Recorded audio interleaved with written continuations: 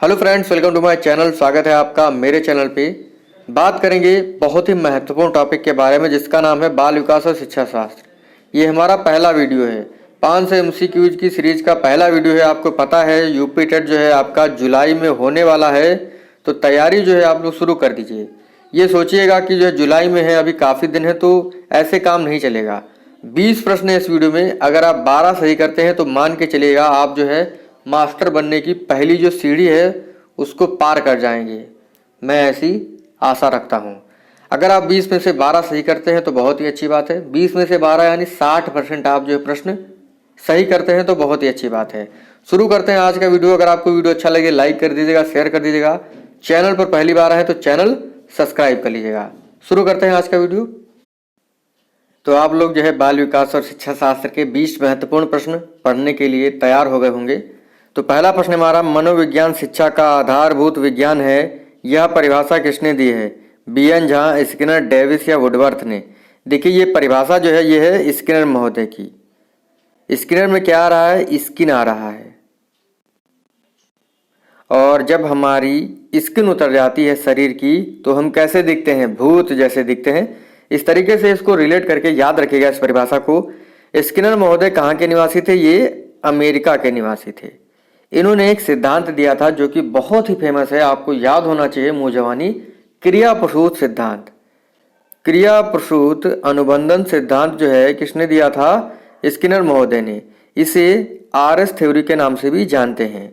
इन्होंने अपने सिद्धांत को सिद्ध करने के लिए 1938 में चूहे पर प्रयोग किया था और 1943 में जो है कबूतर पर प्रयोग किया था। आपसे एग्जाम में पूछ सकता है कि स्किनर महोदय ने जो है अपने क्रिया प्रसूत सिद्धांत को सिद्ध करने के लिए सबसे पहले प्रयोग किस पर किया था? तो आपको याद रखना है रैट यानी चूहे पर प्रयोग किया था। आर मतलब देखिए क्या होता है? आर मतलब होता है रिस्पांस, एस मतलब होता है स्टिमुलस। रिस्पांस को हिंदी में अनुक्रिया और एस को कहते हैं उद्दीपक। तो आरएस थ्योरी जो है ये किसने दिया है? ये दिया है स्किनर ने। अगर इसका उल्टा कर दें, आरएस का उल्टा कर देंगे तो क्या आ जाएगा? SR theory.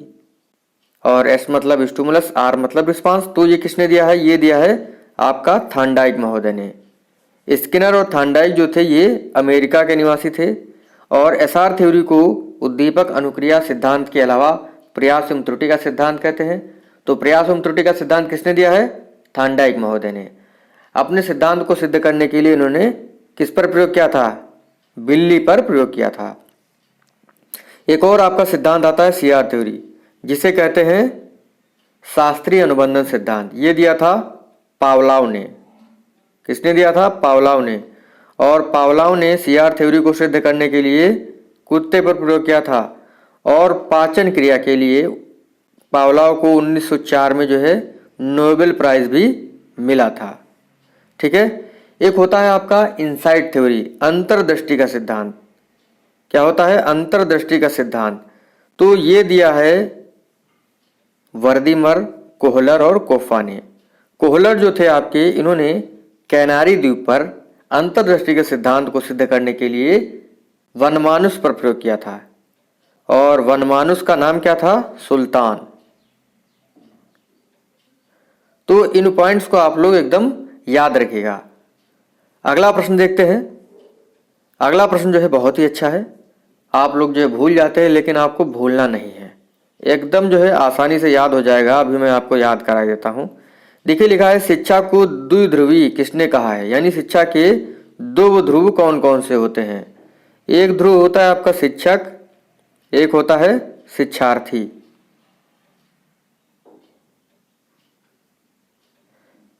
ठीक है। देखिए दो ध्रुव, आपको ये लग रहा होगा जैसे डमरू जैसा। तो द्विध्रुव, शिक्षा को द्विध्रुवी किसने कहा है? यानी शिक्षा के दो ध्रुव होते हैं, शिक्षक और शिक्षार्थी। ये कहा है एडम्स ने। डम, डम की आवाज किस में आती है? डमरू में। तो इस तरीके से इसको रिलेट करके याद रखेगा। पियाजे जो थे ये कहाँ के निवासी थे? स्विट्जरलैंड के निवासी थे। और किंडरगार्टन पद्धति के जो जन्मदाता हैं वो है फ्राबेल महोदय। पियाजे जो थे ये स्विट्जरलैंड के निवासी थे। इन्होंने संज्ञानात्मक विकास की 4 अवस्थाएं बताई हैं।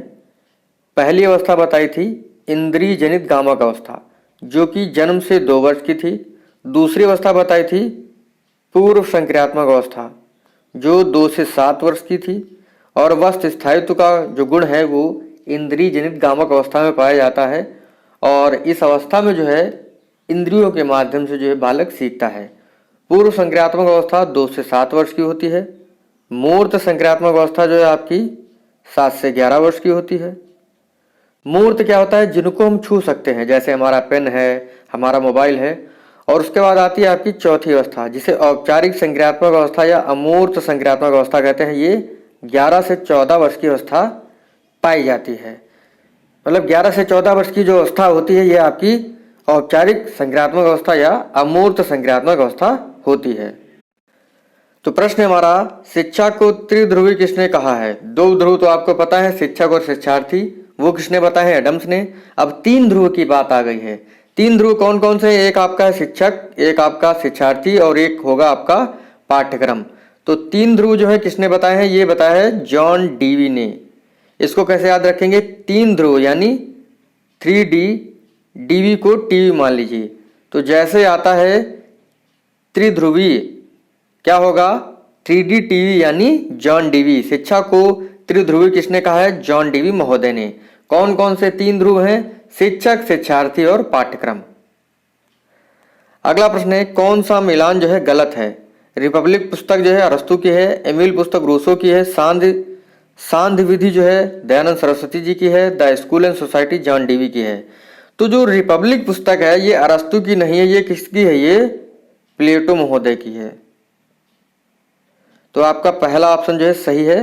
बाकी एमिल जो है रूसो की है, सांध्य विधि जो है ये आपकी दयानंद सरस्वती की है, द स्कूल एंड सोसाइटी जो है जॉन डीवी की है।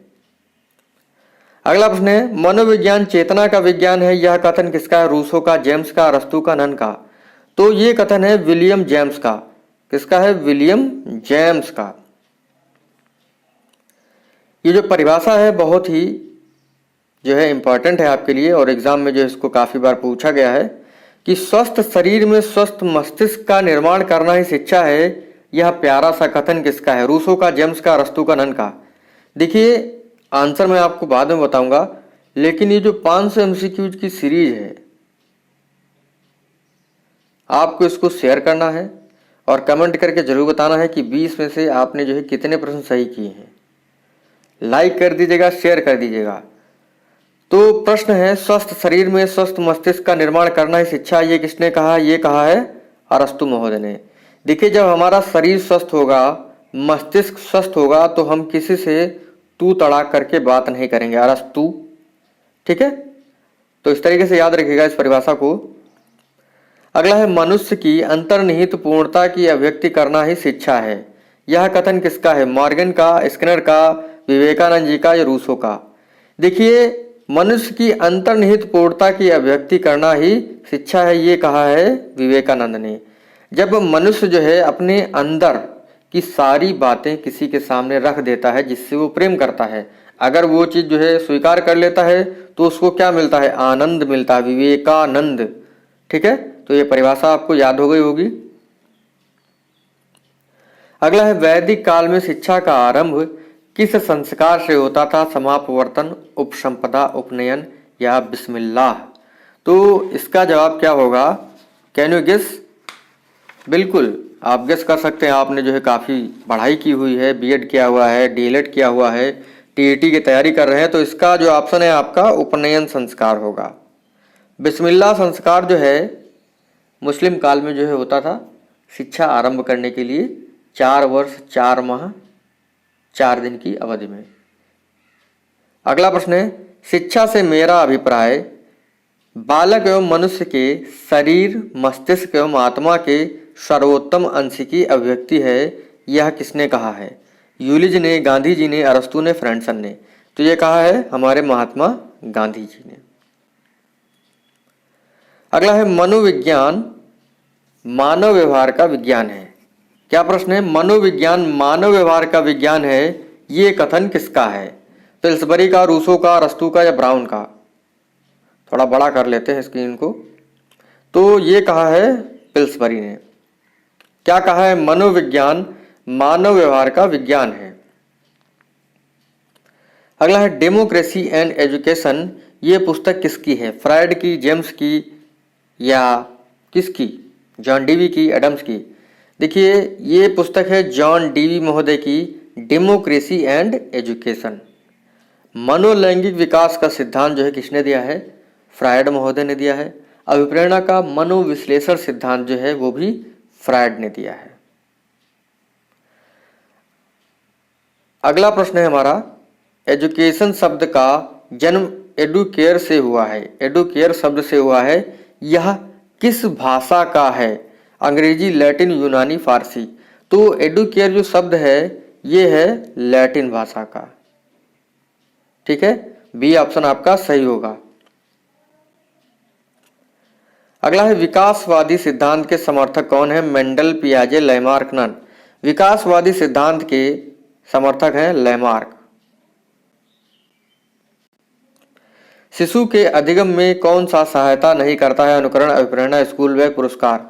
तो शिशु के लर्निंग में जो है स्कूल बैग जो है सहायता नहीं करता है, बाकी अनुकरण, अभिप्रेरणा और पुरस्कार जो है ये अधिगम में सहायता करते हैं।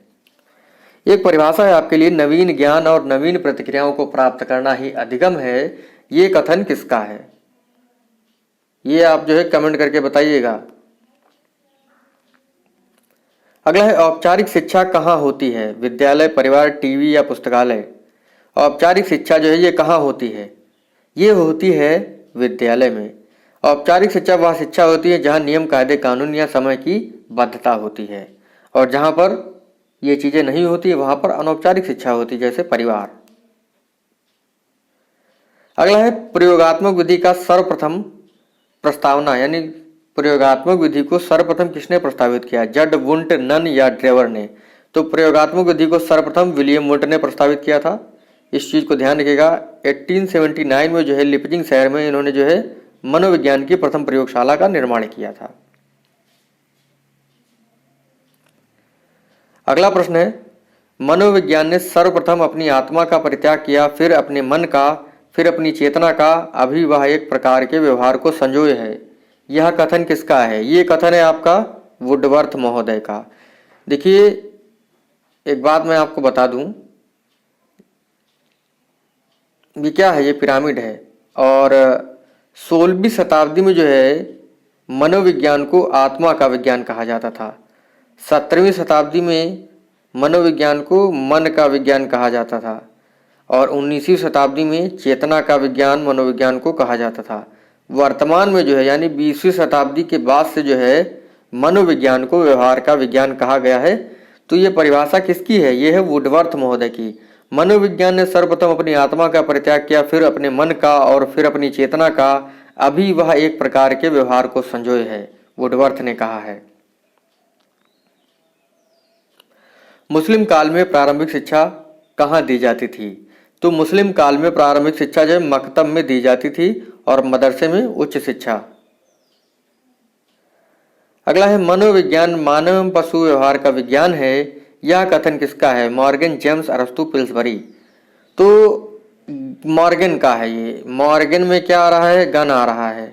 ठीक है भैया, अगर हमारे पास गन है तो हम पशु को जो है मानव बना सकते हैं। देखिए आपके पास कोई भी, अगर आपके पास लाठी तक होती है, कोई भी जानवर हो वो एकदम जो है भीगी बिल्ली बन जाता है। तो इस तरीके से याद रखिएगा।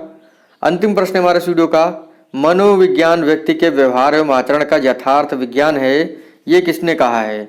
मैकडोनाल्ड, स्किनर, अरस्तु या टिचनर ने? तो ये देखिए थोड़ा सा यहाँ पे गड़बड़ हो गया है ऑप्शन। यहाँ पे जो है मैकडोनाल्ड नहीं होगा, मैकडूगल होगा। तो पहला ऑप्शन आपका सही है। यहाँ पर क्या होगा? मैकडूगल।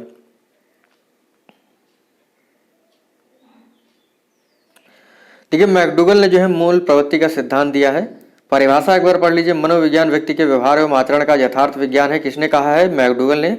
इन्होंने 14 प्रकार की मूल प्रवृत्तियां और 14 प्रकार के संवेग बताए हैं। तो इस प्रकार से आज का जो हमारा प्रश्न था, 20 प्रश्नों का जो वीडियो था ये, वो समाप्त हुआ है। और 20 में से जितने प्रश्न सही किए हैं आपने, तो कमेंट करके जरूर बताइएगा। ये जो 20वां प्रश्न है जिसमें मैंने बताया थोड़ा सा गड़बड़ी हो गई है, इसको अगर आपको जो है यथावत आता है कि मनोविज्ञान व्यक्ति के व्यवहार एवं आचरण का विज्ञान है, किसने दिया? मैकडूगल ने, तभी जो है अपना अंक जोड़िएगा। तो मिलते हैं आपसे अगली वीडियो में। थैंक यू फ्रेंड, धन्यवाद।